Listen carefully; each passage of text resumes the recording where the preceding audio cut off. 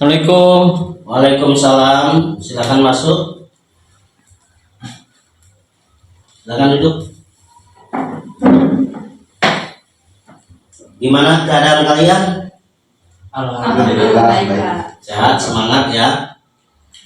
Sebelumnya, Assalamualaikum warahmatullahi wabarakatuh. Waalaikumsalam warahmatullahi wabarakatuh. Begini adik-adik, anak-anak. Sebelumnya Bapak ingin bertanya sama kalian. Sebenarnya kalian tahu gak sih kenapa kalian dipanggil ke ruangan ini? Tidak. Belum Pak, belum tahu. Belum tahu? Oke, nggak apa-apa. Jadi begini ya, Bapak ini mendapatkan laporan bahwa kalian itu diam-diam suka merokok. Kalian itu kecanduan merokok. Benar nggak itu? Benar. Nah, jadi ada laporan masuk ke sekolah, khususnya ke Bapak selaku guru BK, bahwa kalian itu sudah kecanduan merokok. Karena permasalahan kalian sama, yaitu kecanduan merokok. Di sini Bapak ingin mengadakan konseling kelompok dengan tujuan untuk supaya kalian bisa menghentikan kebiasaan buruk kalian. Nah, dalam konseling kelompok ini Bapak jelaskan sedikit.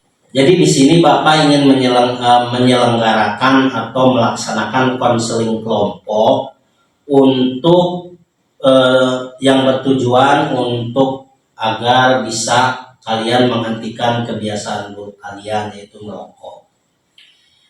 Silahkan di sini nanti kalian ungkapkan, tapi jangan khawatir, dalam konseling kelompok ini ada asas kerahasiaan.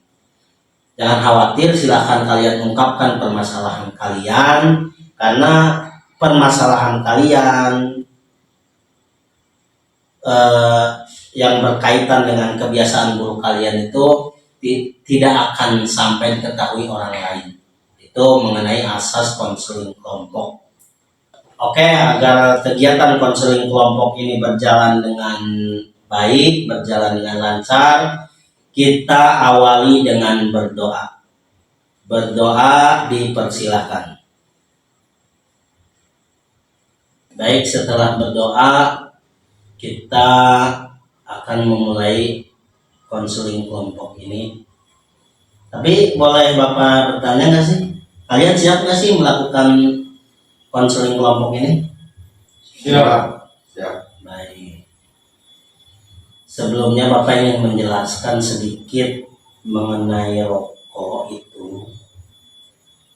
Bahwa merokok itu mungkin kalian juga sudah tahu ya. Karena di bungkus rokok itu sendiri tertulis, bahkan ada yang lebih ekstrim itu, merokok membunuhmu. Itu artinya kan sangat berbahaya sekali. Itu yang Bapak paparkan tadi hanya mungkin sebagian atau sedikit yang Bapak tahu mengenai bahayanya merokok. Belum lagi yang kita tidak tahu, banyak sekali kebahayaannya merokok. Oleh karena itu Bapak ingin kalian menjadi pribadi-pribadi yang baik. Jangan sampai larut dalam kebiasaan buruk kalian. Baik, Bapak mulai ingin menanyakan satu-satu kepada kalian penyebab sampai kalian terjerumus menjadi perokok itu. Bapak awali dulu, Bu Hori. Kenapa kamu bisa sampai merokok, bahkan mungkin sekarang sampai kecanduan merokok? Awalnya seperti apa itu? Awalnya saya tuh diajakin sama teman gitu untuk merokok. Tapi ada penolakan dari saya. Cuman karena saya itu kalau misalkan nggak turut di teman saya, katanya saya nggak ada teman gitu. Makanya itu saya mencoba dan akhirnya saya merasakan kenikmatan merokok itu. Jadi awalnya kamu ketakutan, tidak punya teman, gitu. Akhirnya saya ikut gitu.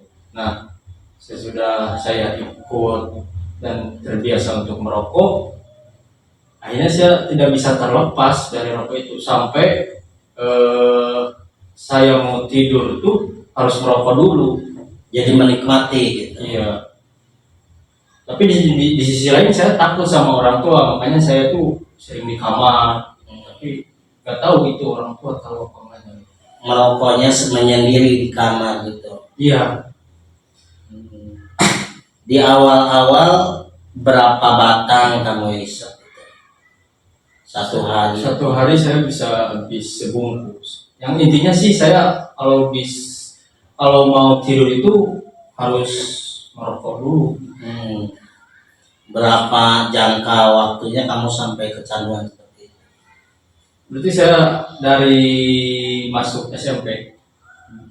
Dari masuk SMP sampai sekarang.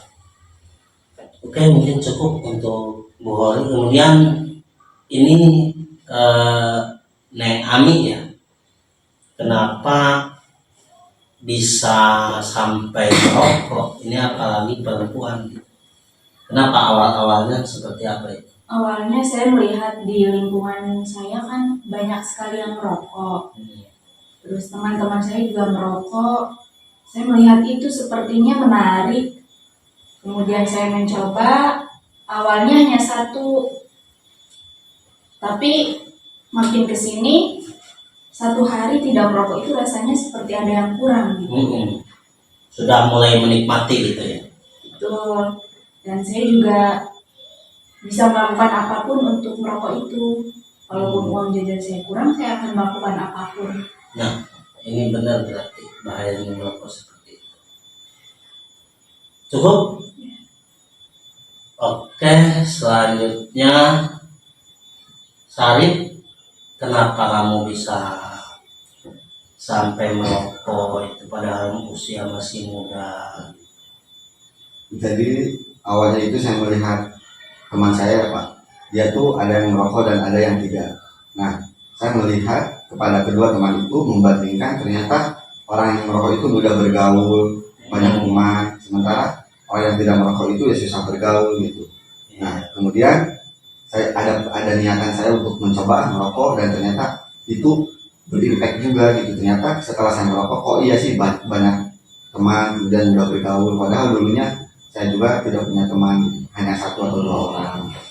Baik. Terus masih ada? Dan enggak, cukup itu aja sih Pak. Ini kamu pakai kacamata min apa bukan? Enggak, bukan. Cukup. Ya. Baik. Selanjutnya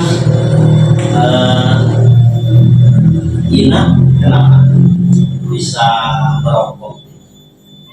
Jadi melihat dari cerita teman-teman yang tadi, saya juga nggak terlalu berbeda jauh ya Pak ya. Awalnya itu dari saya kelas 3 SMP. Kalau misalkan setelah kalau ujian nasional dan segala macamnya itu kan banyak jam-jam kosong gitu kan. Kemudian saya juga lingkungan pertemanannya itu kebanyakan dengan laki-laki. Iya. Dan hampir semuanya itu perokok. Laki-laki itu merokok. Iya. Jadi kan mau nggak mau karena saya di circle itu, ya saya tertarik dong. Apalagi itu kan kayak udah tersedia begitu aja gitu kan aku gitu. Jadi saya coba-coba satu gitu kan. Memasukkan satu batang itu, kok rasanya enak dan nyaman juga. Itu saya suka gitu. Setelah itu, ya akhirnya keterusan sampai saat ini gitu. Jadi kalau misalkan nggak merokok sehari itu memang kayak ada yang kurang. Kemudian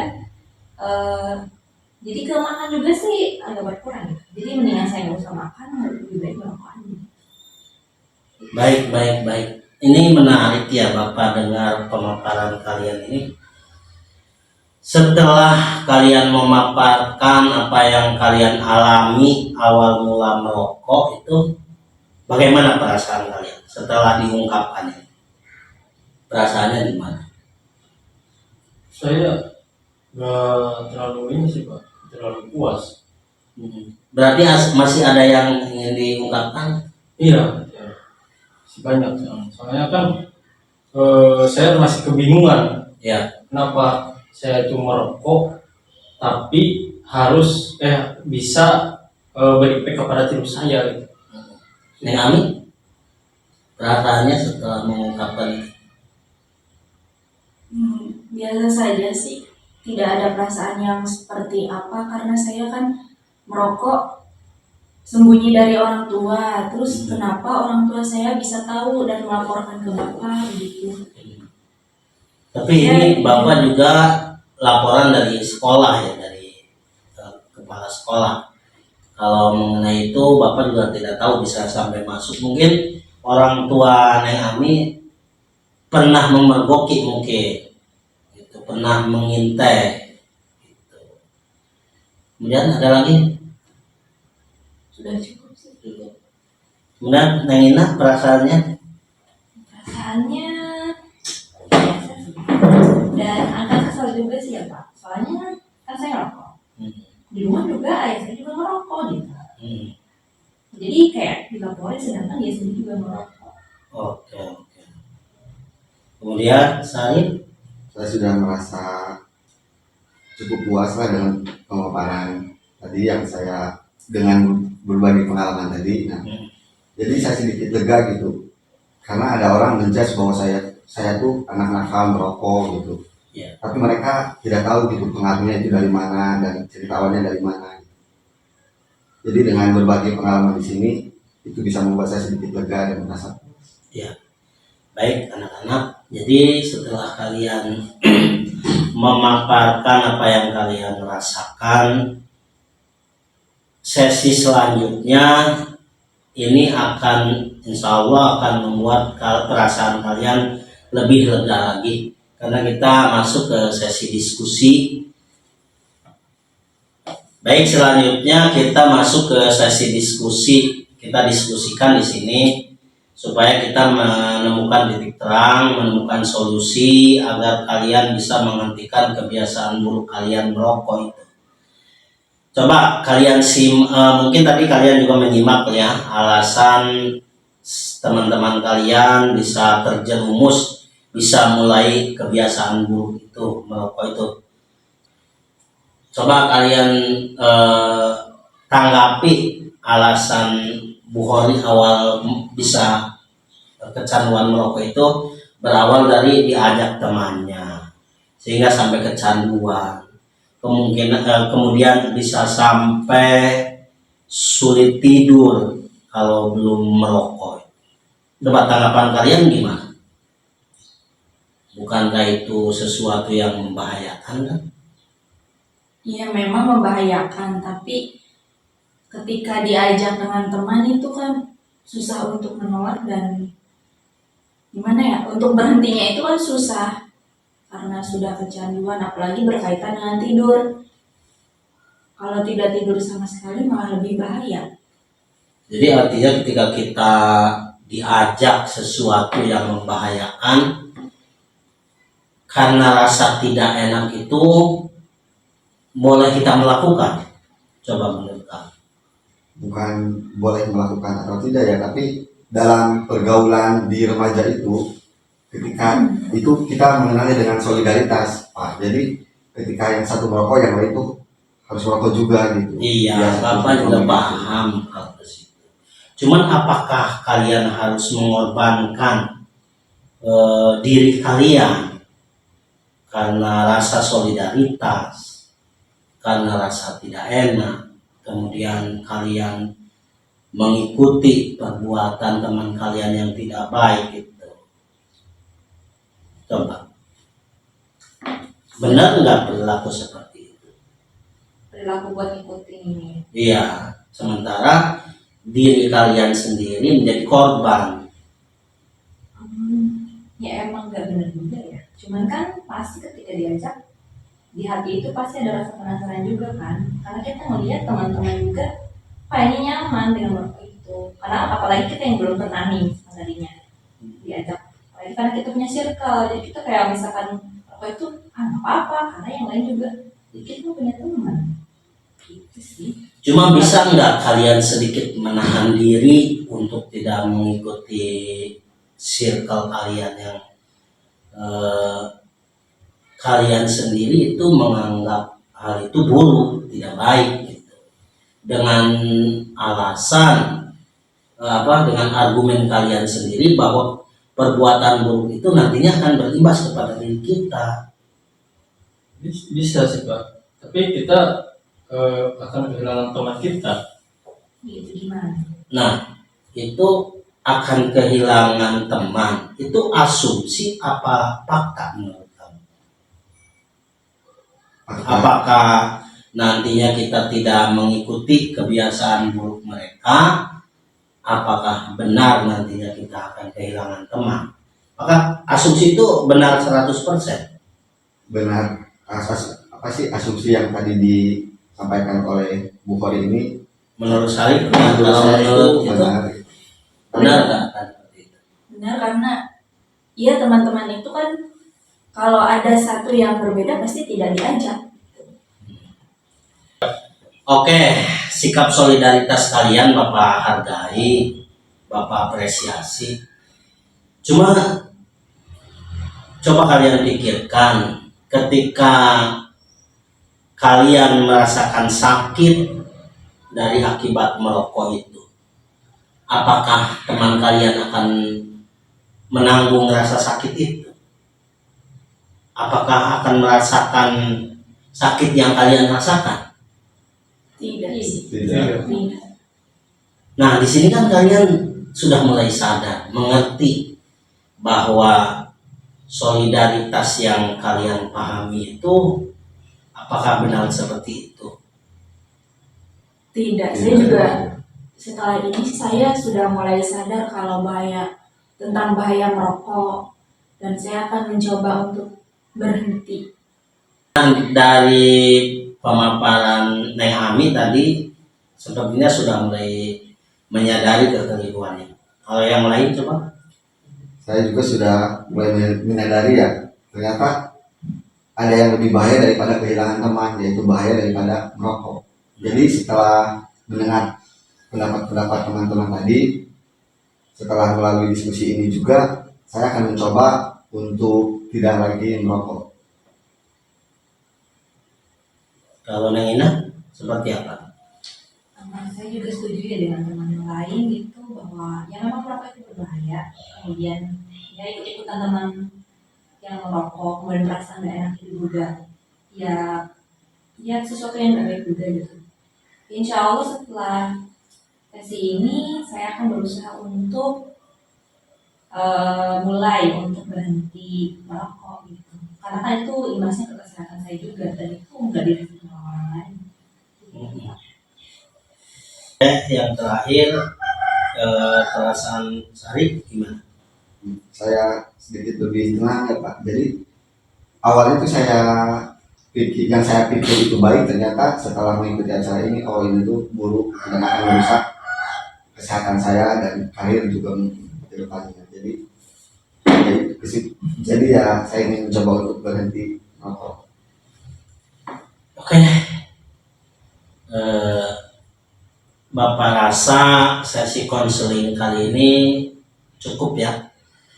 Dan Bapak ucapkan terima kasih kepada kalian yang telah mau hadir, mau datang ke ruangan ini dan telah mengungkapkan semua yang dirasakan oleh kalian tentang kebiasaan merokok kalian.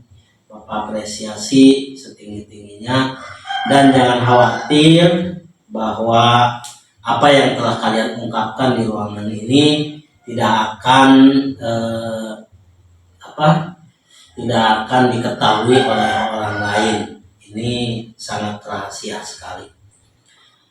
Mungkin sampai di sini ya. Tapi sebelumnya Bapak tanya dulu pada kalian, apa perlu ada sesi konseling selanjutnya? Kalau menurut Bu Hari gimana? Tidak sih Pak, saya lebih baik sekarang. Udah cukup. Saya lebih baik. Saya juga sudah cukup karena sudah mulai menyadari bahayanya gitu, dan akan mencoba untuk berhenti. Oke, terima kasih Teh Ina. Cukup. Menurut saya cukup juga. Cukup, nggak usah ada sesi selanjutnya. Tidak. Oke, baik. Kemudian kita sudah selesai mengikuti rangkaian dari awal sampai akhir. Kita tutup sesi konseling ini dengan berdoa bersama-sama. Berdoa dimulai. Berdoa selesai. Terima kasih. Bapak akhiri. Assalamualaikum warahmatullahi wabarakatuh. Waalaikumsalam warahmatullahi wabarakatuh.